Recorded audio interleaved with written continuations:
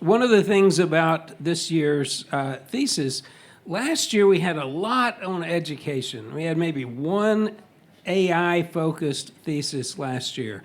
This year, we've got like 8 or 9 AI theses that are just focused on AI. And many of them are taking sort of the approach that says, let's accept AI for one reason or another. Keisya's is one that takes the opposite view. And in fact, some of the same things that Caleb argued a couple of days ago, Keisya's taken an opposite view of. So it's kind of nice. It's kind of great to see these different opinions about what, how AI is helping us for the future and how it's really detrimental in some ways. So I've enjoyed reading Keisya's view of this, and I want us to pay attention, please.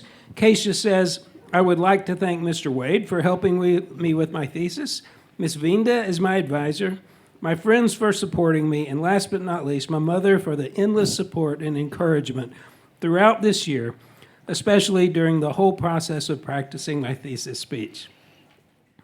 Keisya's title is The Dead Artist Society, Restricting the Use of AI Image Generators to Save the Lives of Traditional and Digital Artists.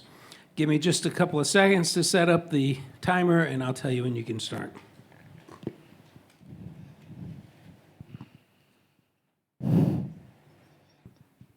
All right, you can start. One day, you woke up, take your phone out from your charger, when suddenly you receive a message from one of your friends. You open that message. Turns out it is a video where all of your art style has been replicated throughout social media platforms. Upon your investigation with your friend online, all of your artworks have been stolen by an AI company. This is the story of Hayao Miyazaki. Hayao Miyazaki got his artwork stolen by an AI company called OpenAI. OpenAI took all of his valuable artworks without paying a single dime at all to him, just to produce images that made his own heart shattered. When he replied, I strongly feel this is an insult to life itself.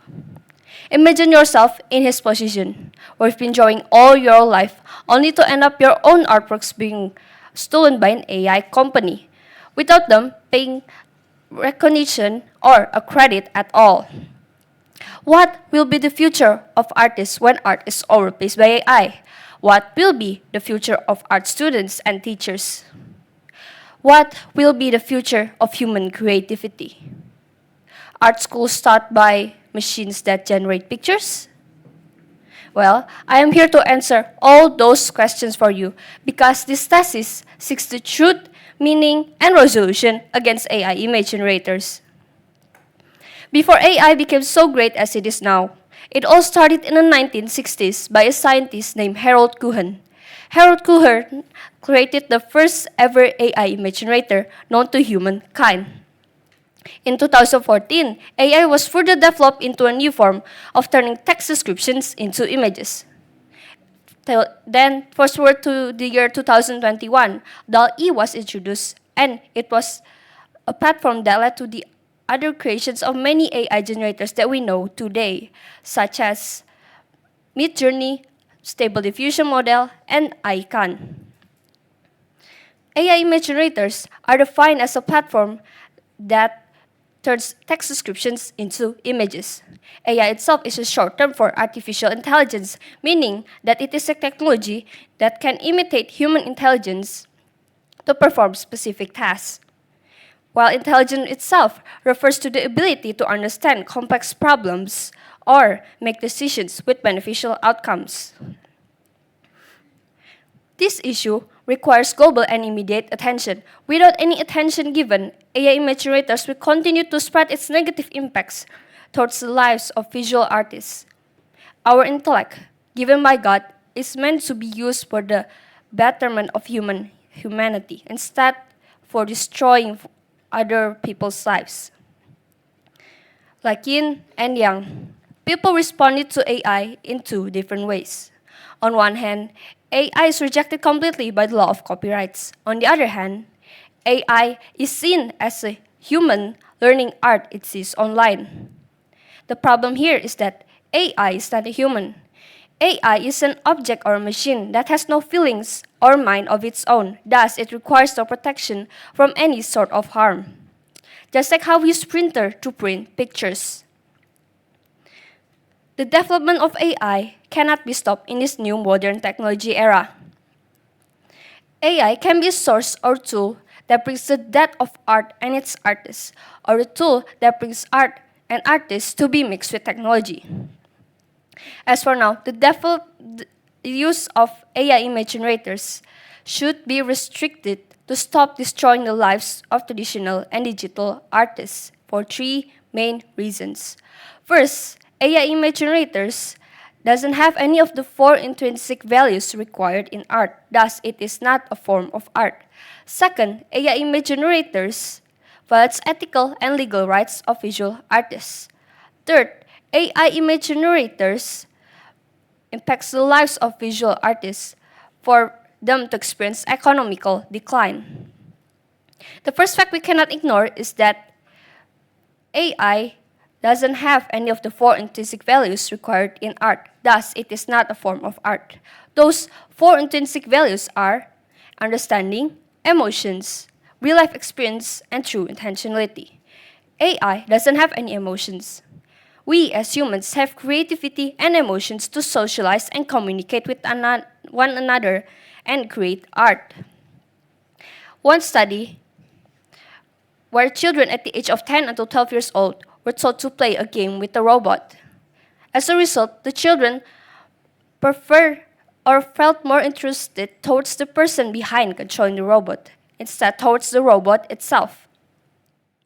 The children also felt more enthusiasm and guilt when they lost or win the game, after they know that there is a person behind controlling the robot.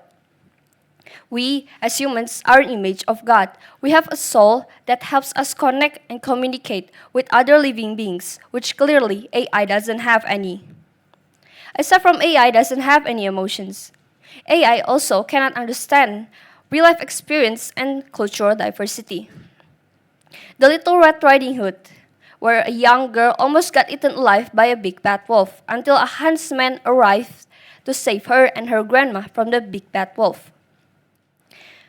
These little fictional folktale stories may seem irrelevant or even called childish, but these childish stories have its own meanings and rich history. The Little Red Riding Hood came out during the Middle Ages to warn young girls to not trust strangers easily, because during that time, young girls were kidnapped or sexually abused. It is our human nature to put meanings into stories that creates a culture that is passed down from one generation to the next, just like how our parents used to tell us bedtime stories to their children, to us. Lastly, AI doesn't have true intentionality. Visual artists create art from their vision based on their independent mind. AI, no goal is envisioned when AI itself doesn't have its own independent mind.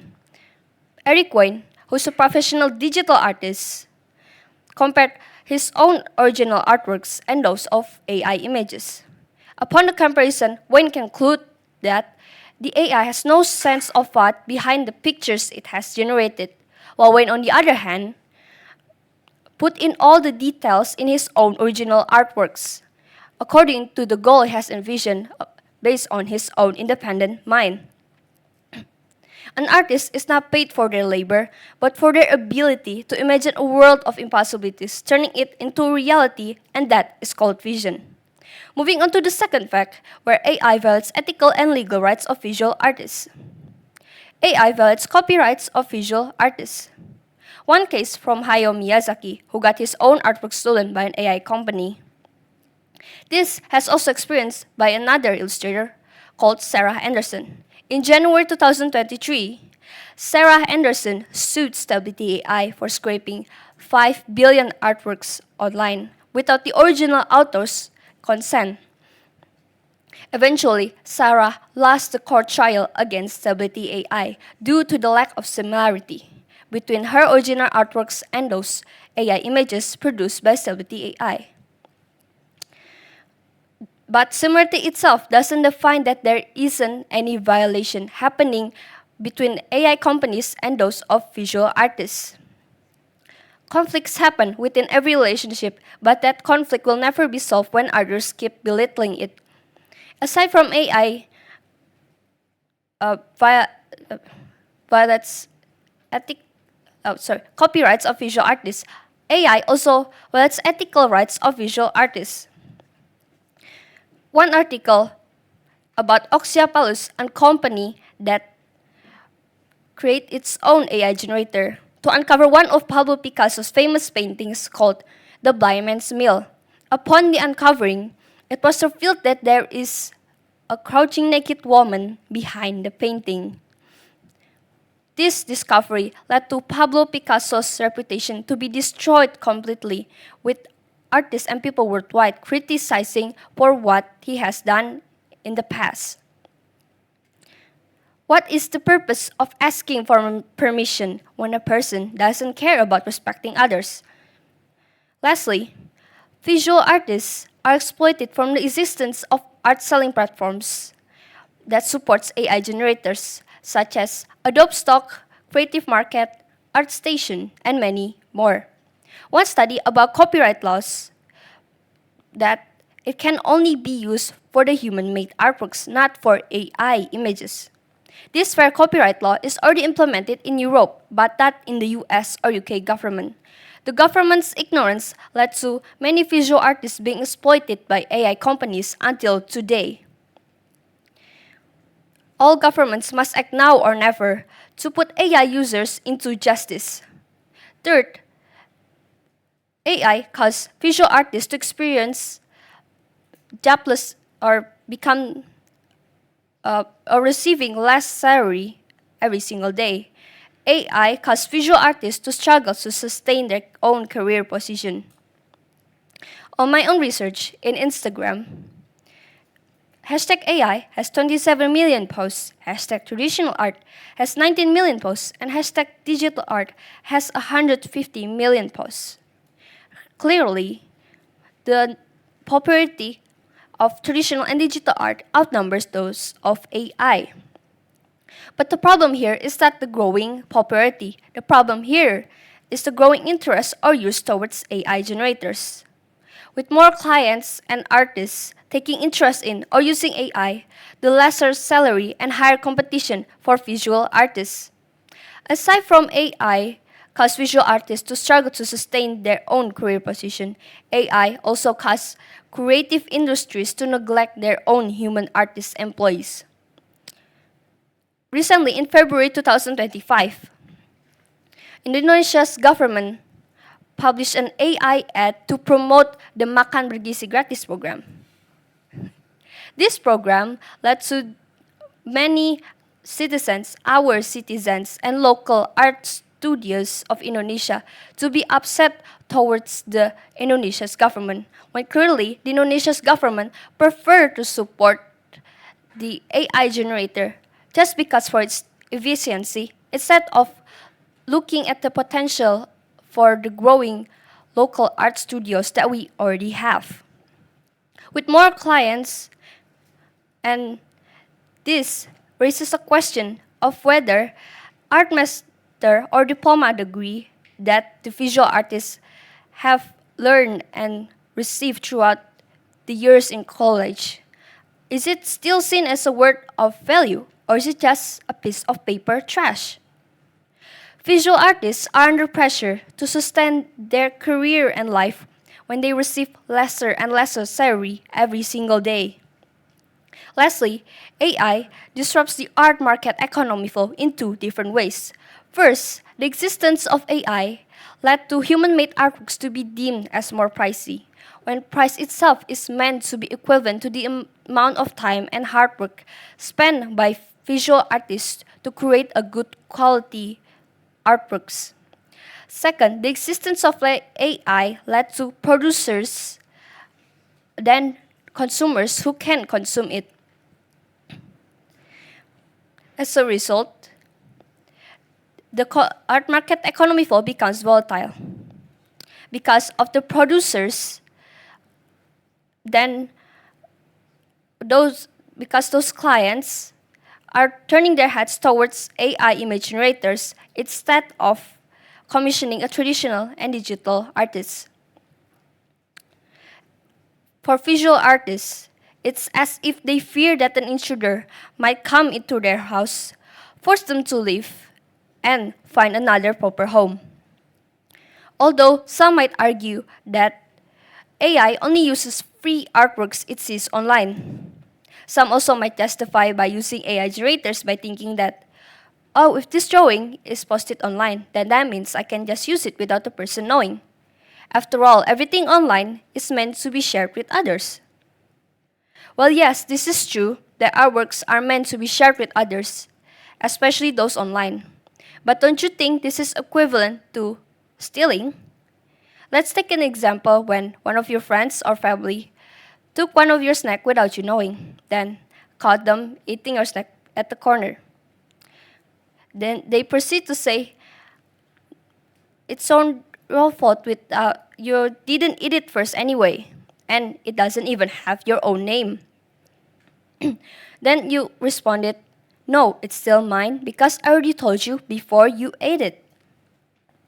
You feel the need to claim that that snack is yours, right? Well, it's the same for artists trying to claim their own artworks. Some also might argue that AI saves more time and money. AI opens wider job opportunities for jobless and non-artist people, which helps the country's economy to grow more rapidly. But is it true that the country's economy is growing rapidly when visual artists themselves are experiencing economical decline? Is it fair to say that visual artists are losing their jobs and money while AI users are earning their jobs and money? In China, a freelance illustrator named Amber Yu earns usually up to $1,000 for each commission she makes. Now she earns less than $500 since the rise of AI generators.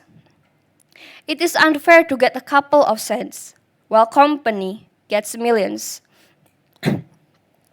said Ortiz, who is a professional artist. Reviewing what we have discussed so far, the use of AI image generators should be restricted to stop destroying the lives of traditional and digital artists for three main reasons.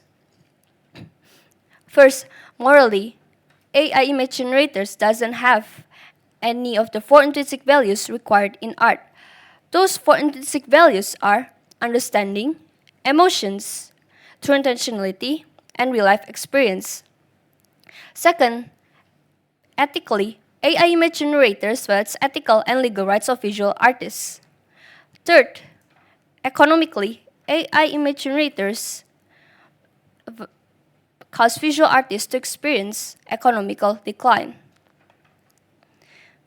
Let me take you back to the case of Sarah Anderson, where Sarah sued Stability AI for scraping 5 billion artworks online without the original creator's consent. Sarah sued the owner of Stability AI instead of the AI itself. Even though Sarah lost the court trial, it is clear that the problem here is in the hands of the user, not the AI. This issue calls for the government to act swiftly in creating a law or policy with values of integrity, originality, and attribution to protect the visual artists. A set of boundary restrictions needs to be enforced in using AI generators. Now, you might be asking yourself, so what am I supposed to do now then? Well, you have two options. First is to ignore what I've said for about 15 minutes or so and go on about with your own life. Or second, you can help to support me and other artists to fight against the misuse of AI generators. For starters, you guys can start giving us art commissions, reject AI images, and the use of AI image generators, or even spread this thesis to others. Although, at the end of the day, the decision falls into your own hands. But remember, all your decision decides the fate of artists worldwide and human creativity in the future. Thank you.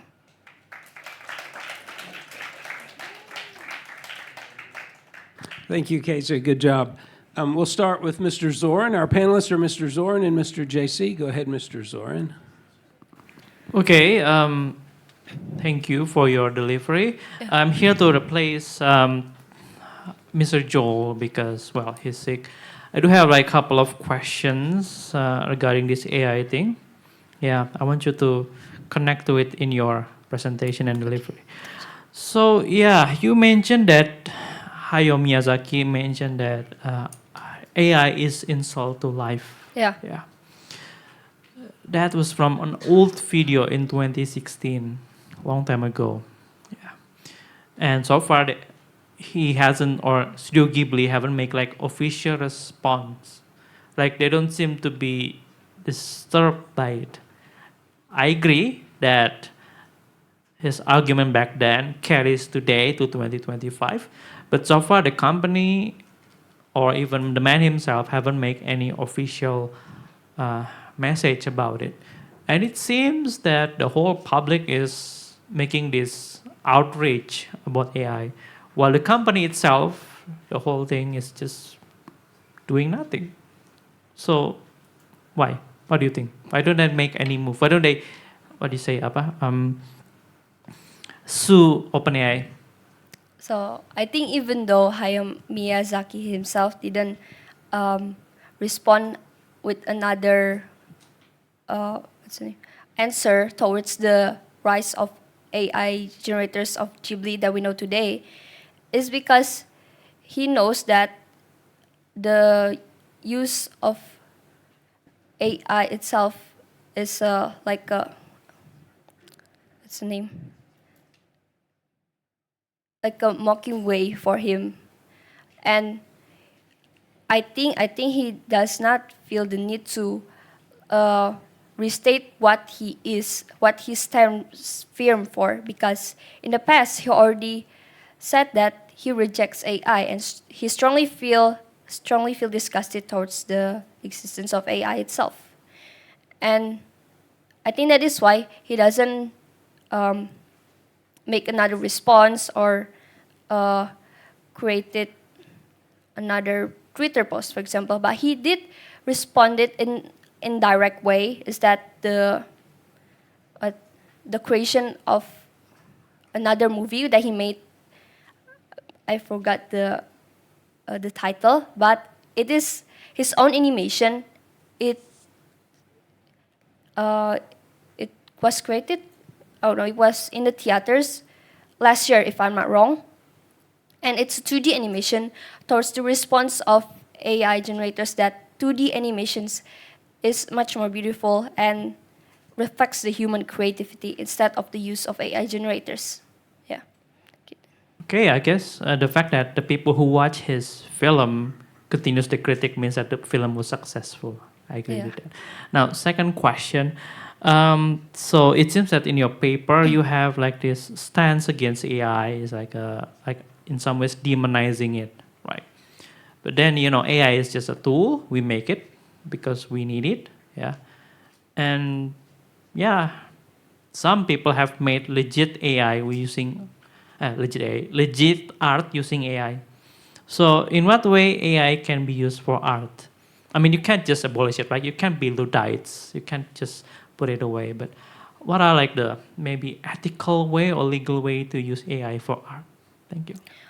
Yeah, thank you for the question, Mister. That's a good point. So AI can be used ethically without harming any visual artists by feeding the AI with your own artworks, for example, and then it generates with this outcomes of different ways with the algorithm data that you fed with your own artworks. Yeah, that is one of the examples. Okay, and I want to continue. Have you heard about someone named Refik Anadol? No. No? Oh, wait. Yeah, I know. Sorry. No. Do you know about it? I've heard of him. He's one of the professional artists, if I'm not wrong. Yes. Yeah. And what do you know more about him? Can you maybe elaborate on that? Yeah. I didn't know that Not he's so an much. artist. Okay. Yeah, he's an artist from Turkey, yeah. And he's using AI and a lot of other things to make like this generative visual soundscapes. It's actually quite cool. So I think there's some use to it, and he has been doing it since 2023, way before this whole Miyazaki blunder. Yeah. Okay, my next question. I can't believe I say it, but I'm sure when you open social media, you've seen this brain rot animals, right? Yeah, Mr. Yeah, cappuccino assassin and all that Yeah. stuff. I'm not gonna go with the others, but basically, I found that it makes another new genre. I've seen artists replicating these AI generated contents because they think it's funny, like it's harmless, and people, and like again, it's a new genre. It's bizarre, but I don't think it's that bad. In fact, I kind of like enjoy it actually. Me, I mean, I'm a 34-year-old man who been through so many arts, but I found it also funny. What do you think? Thank you for the question, Mister. So the problem here is that uh, the use of AI generators, the data is from the existing artworks, official ones, that the users doesn't ask permission for. Then that is why it led to the other replication of artist art style without the consent. So this thesis emphasized on the consent towards visual artists, right?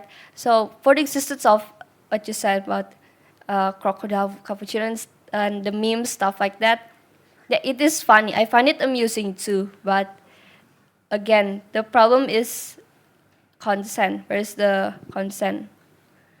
Okay, yes, because nobody owns the right to those crazy, bizarre animals, Yeah. right? Yeah, right. I agree because I can say that suppose that OpenAI gives Studio Ghibli royalties, it's okay.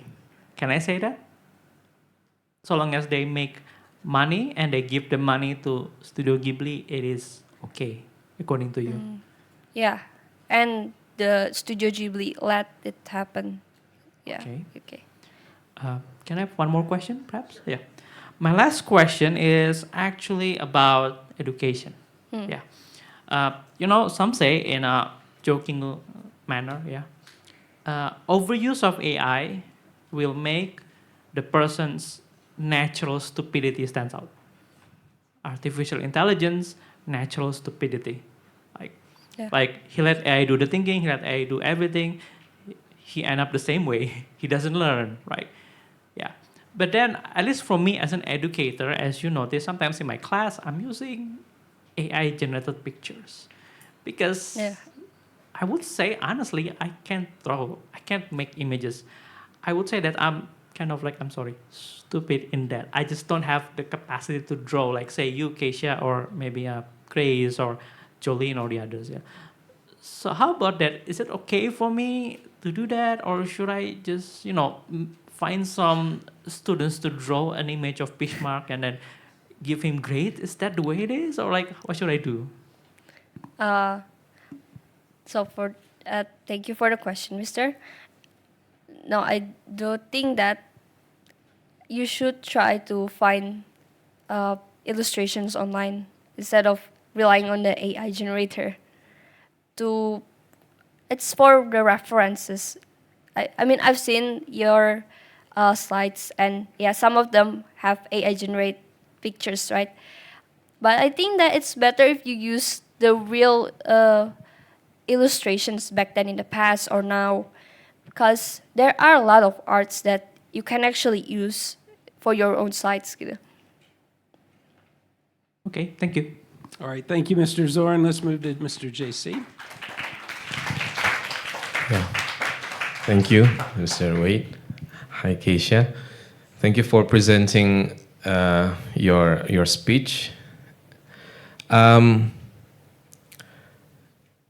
I watched a movie about one famous Italian artist in the 1800s. a few years ago. His name is Amadeo Modigliani, and it was starred by an American actor. I forgot his name. And in the movie, it is portrayed that he was not yet that famous, and he was in Paris. So he studied in that school, École de Paris, and then somehow, so he got acquainted with this college of artists there, fine artists in Paris at that time. So Pablo Picasso was already famous at the time there, and then there's another one that is more senior, older and more senior than Pablo Picasso. It was Pierre Auguste Renoir, and he had a very large estate. And then Modigliani was brought to his estate, his mansion, and then when he was about to meet him, somebody who welcomed him said that, okay, you have to enter the room of. And you know what? He mentioned the name, the God.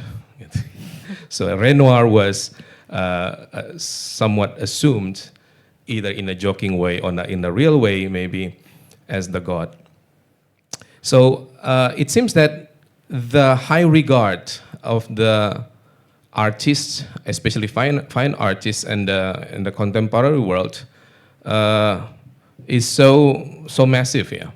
Like their eccentricity is excused, their weirdness is excused, and we think of them as genius, as they're like sort of like the God that incarnates somehow to become a human being and create other things, and God creates and they create, so they resemble God, something like that. But my question is that how significant is it? You know, because you point something in relation to the creativity and other things like that. How significant is it, the worth of the artist here? Let me ask. So you're asking how important it is, the world of art. Is that what you're asking? The worth of the artist itself. It seems that the artist is worth is heightened in such way that they sort of resemble God, like yeah. that. The artists. Yeah, that's a. Yeah. Especially it was in the modern times, especially, right? Yeah. Go ahead. Okay, yeah. Thank you for the question. That's also a good point. So the artist itself resembles their own personality, and sorry, God creates us differently, right? And we have our own personality, just like how He created other animals. They have their own patterns, like giraffes, tigers, right? So that the importance of artists itself is to create and express their own mind and expression that reflects their own personality of what they think is, I don't know, beautiful, or to implement anything and show to others how they think or felt. And I think that is important because God intended us to express ourselves in a way that is genuine and also requires hard work from the talent that we have been given. Yeah. What if somebody refers to the fact that in the medieval times in Europe, the medieval artists were not really, their individuality was not really coming into surface. They created the Byzantine icons, for example. They created the medieval paintings in the churches, but their individuality, their names were not listed there. Nobody knew who painted them. Maybe some of them were the monks. And then all of a sudden, in the Renaissance time, it seems that the worth of the individual artist is that's very important. Like in the medieval times, art was just for the purpose of functions, especially for religious purposes. But in the modern times, it seems that, gradually, of course, it seems that art is just for the art's sake. L'art pour l'art. And thereby, like, it seems that the worth of the artist is so much heightened. Don't you think that this could be also problematic, especially in relation to maybe, perhaps, especially in Christianity, some Christians think that artists are actually the creation of God, and they should not be uplifted in such a way in terms of their worth or dignity as if that they are gods. What if somebody asks you that it's all right? So this is actually like the pendulum goes back to the medieval times, that the humanistic view of the artist is now lessened to the point that now let the AI works and let the human artist be declining in terms of their worth. So be it. What do you think if somebody thinks in that kind of way? They claim that they think sort of in a Christian perspective might be. Can you rephrase the question, Mr. Yeah. Nada? What do you think if somebody thinks that it's all right? Actually, it's not a bigger problem if the artist is not really valued in that kind of way. The creativity, or maybe the eccentricity, the uniqueness, and everything, and let the AI work. Let us go back, sort of course, not in a literal way. Let us sort of go back to the medieval times in which that Christendom played a very important role in our life, and it's not humanistic, it's not human-centered, but we can go back. Let all the artwork be done by the artist, the robot artist. That's it, and then we continue our life, and life will be much more easier. Like Mr. Joran can create the AI generated pictures in a very in seconds or maybe in minutes only. Efficiency is the point, right? Mm-hmm. What if somebody asks you that? Okay. So the problem here is that there's an essence missing, and there's human creativity, and hindrance to learn further of what is our nature.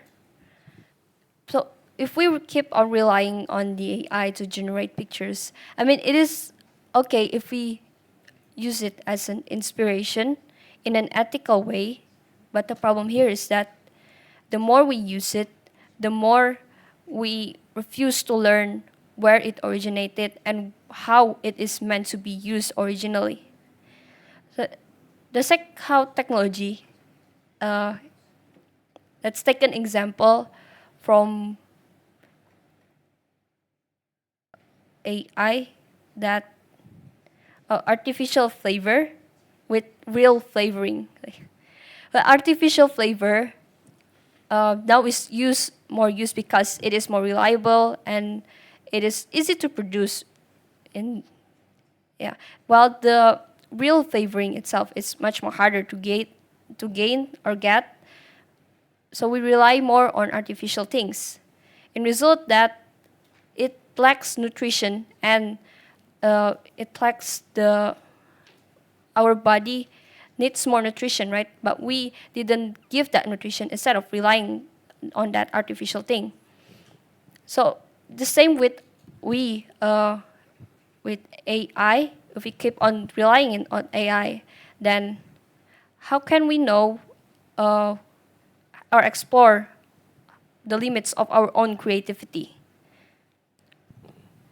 Let me ask a couple. We only have about a minute and a half left. How about, what if someone said to you that, and I sort of think this is true, is that nobody is truly completely original. Even all artists sort of learn they're inspired by other artists. There is not just one impressionistic artist. There are many of them, right? They're all sort of copying the things they saw, or not copying, but being inspired by. And some people would say that that's really what AI is doing. It's being inspired by, not copying. And so some would say that AI is really learning the same way an artist learns how to create something they like. Can I add a little bit? Yeah. Even the church music that teenagers use, the church music, it's actually it's like a combination. It's just like a patchwork of a lot of other pieces, and we still use it anyway, like that. Yeah. How do you define, or how do you describe originality in this, especially in this postmodern world? Yes. Yeah, that's a good point. So originality here refers to, there are two kinds. Originality is, for artists, is based from inspiration of other and things that surround us. While the AI itself, it only takes copying artwork, more like taking down artworks and then implement it in their own data. The data derived into mix with other artworks and then result in the outcome of a chaotic, accidental result, right? Well, for artists, they have intention, an intention that is to, from inspiration, and then they turn it into an artwork based on what they felt or think. And that is genuine, right? Well, the AI itself is a robot and it cannot be called as a human, just like I said before. It is a machine that can only copy and paste, copy and paste. Yeah. Okay, our time is up. Thank you, Keisya. You did a great job. All right, very good. So what we'll do is we'll meet over here with friends and family, panelists, and advisor, and then we will start again at 11.